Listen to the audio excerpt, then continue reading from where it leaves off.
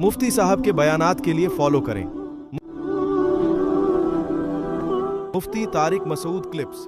मेरे भाई, हम जब दुनिया के सफर में आते हैं, हमारा एक स्टार्टिंग पॉइंट होता है और एक हमारा एंडिंग पॉइंट होता है। इस पॉइंट के बीच में सारी बुनियादी जरूरतों के इंतजाम अल्लाह ने हमारे लिए किए हुए होते हैं। जैसे ही हम दुनिया में आते हैं, सबसे पहला जो हमारी जरूरत है, जैसे कोई बच्चा फ्रांस पढ़ने के लिए गया, उतरते ही उसको इमिग्रेशन के बाद सबसे पहले क्या चाहिए? होटल चाहिए। भाई, कहाँ मैंने स्टे करना है?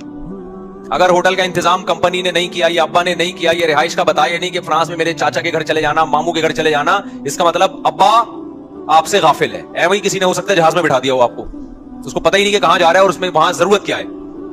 हम जब दुनिया में आते हैं इस सफर में, तो एंडिंग पॉइंट जो हमारा शुरू होता है दुनिया में आते ही, उस वक्त हमें सबसे पहले रिहायशी होटल की जरूरत है। किसकी जरूरत है? रिहाइश की।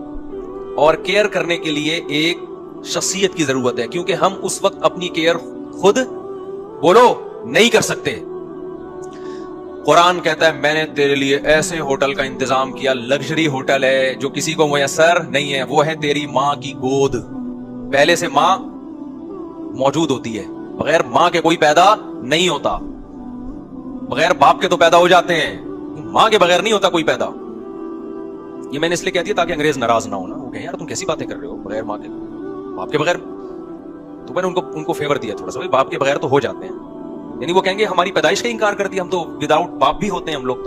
तो मैंने मानता हूं कि होते हैं, आप भी हुए हुए हैं ना, मैं आपके होने का इंकार नहीं कर रहा। वैसे तो बगैर बाप के भी नहीं होता, अगर सही बात की जाए ना, तो होता सबका कोई ना कोई बाप है। हाँ, हम लोग को पता होता है, उनमें से बहुत सौ को पता नहीं होता, पकड़ा जाता है बाज़ दफा डीएनए से। वजह क्या है भाई? उन्होंने फोकस ही नहीं किया ना हम दुनिया में आए क्यों। उन्होंने फोकस किया कि हम अपनी लाइफ को लग्जरी कैसे बनाएं। मेडिकल साइंस में तरक्की कर ली उन्होंने, टेक्नोलॉजी में ठीक ठाक तरक्की कर ली, लेकिन मकसद ही भूल गए कि हम आए क्यों थे। तो अब मुझे बताओ, इंसान का एंडिंग पॉइंट शुरू होता है दुनिया में आते ही, उसको सबसे पहले रिहाइश के लिए क्या चाहिए? बोलो ना, होटल।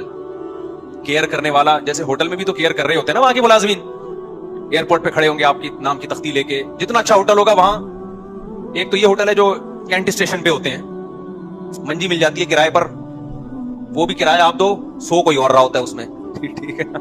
ये भी होटल है गरीबों के बेचारों के, लेकिन गरीब ज्यादा गहरी नींद सो रहे होते हैं, मैंने ये देखा है। खैर, तो दुनिया में जैसे ही आए, अल्लाह ने एक लग्जरी रिहाइश का इंतजाम किया। वो रिहाइश किया है मां की गोद। कैसा तड़पता है बच्चा मां की गोद की तरफ, कैसा सुकून मिलता है मां के साथ चिपक